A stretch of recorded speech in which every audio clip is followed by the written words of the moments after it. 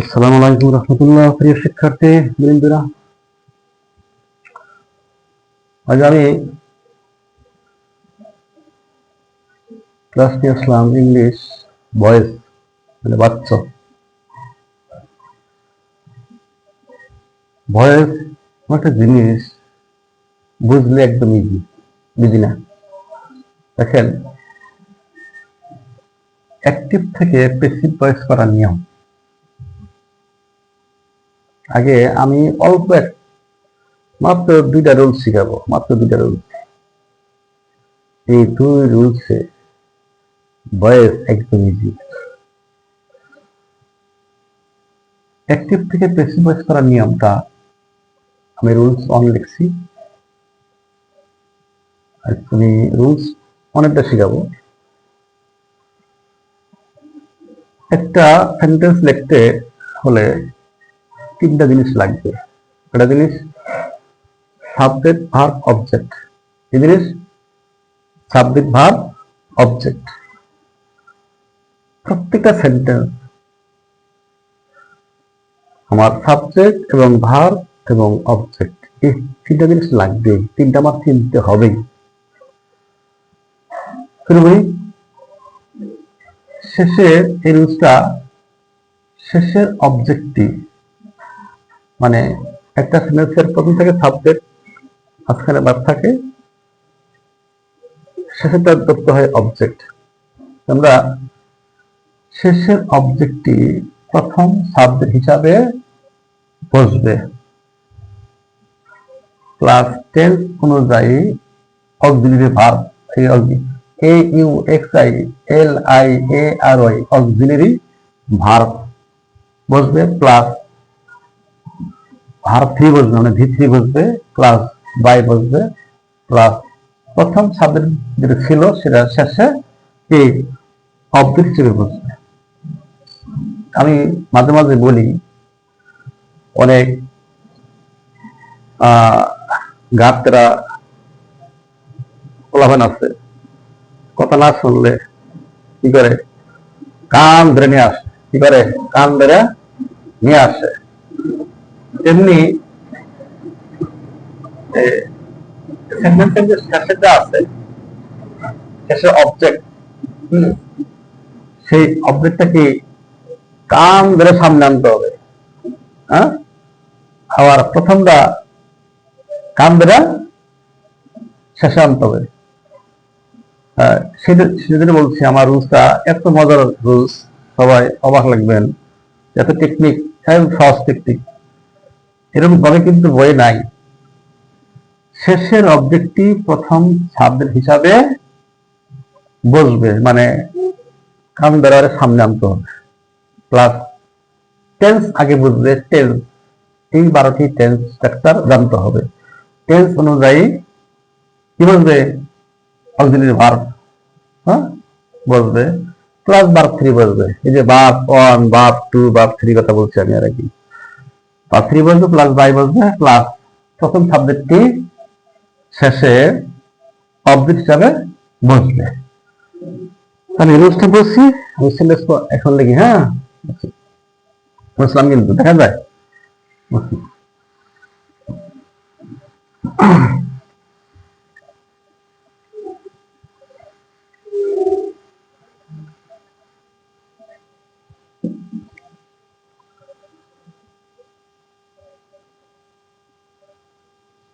দেখি,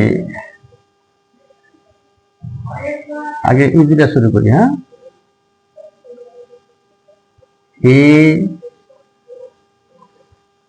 killed, K I double L E D, killed.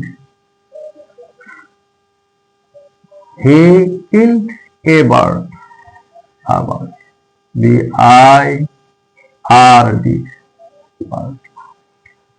হ্যাঁ, he killed a bird, সে একটি পাখি হত্যা করছিল। হ্যাঁ,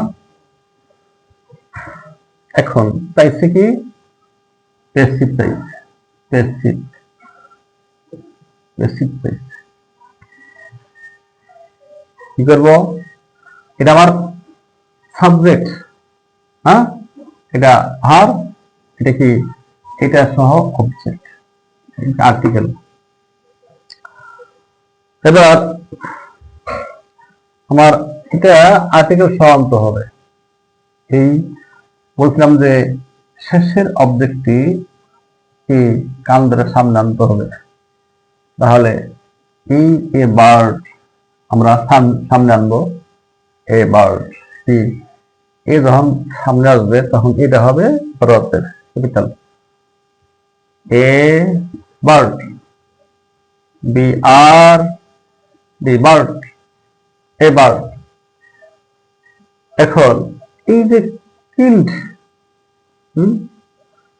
এই যে কিল্ড, মজার কথা বলি, হ্যাঁ, এই কিল্ড কোন অবস্থায় আছে, কোন অবস্থায় আছে,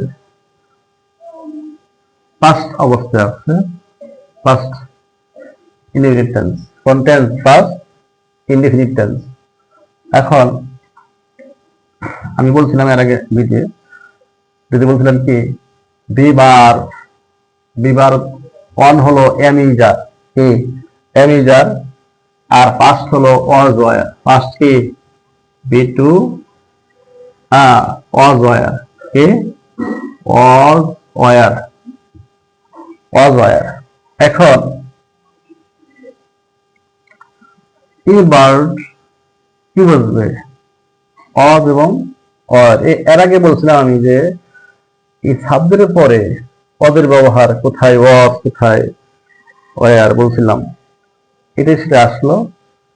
এ বার্ড আমার আছে পাস্ট, তাহলে এ বার্ড একটা সিঙ্গেল বুঝাইছে, সিঙ্গেল বুঝাইছে থার্ড পারসন। তাহলে এ বার্ড কি বলবে, ওয়াজ না ওয়ার, ওয়াজ বলবে, ওয়াজ, কি বলবে, ওয়াজ, এ বার্ড ওয়াজ। এবার এই যে ভার্ব থেকে এটা থ্রি বলা যায়, পাস্ট, এই পাস্টের ভার্ব থ্রি পাঁচটি হবে।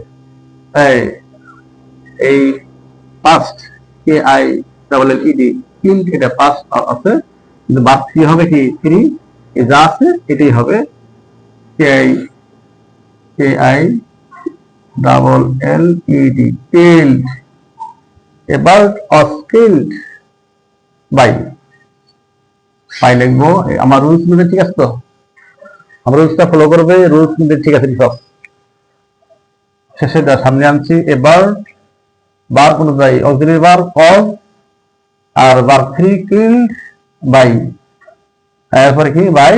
এই যে আমার হি আছে, আমি এর আগে ভিডিও ক্লাস দিছি, এই সাবজেক্ট অবজেক্ট ক্লাস দিছিলাম, কিন্তু ভিডিও আপলোড করছিলাম।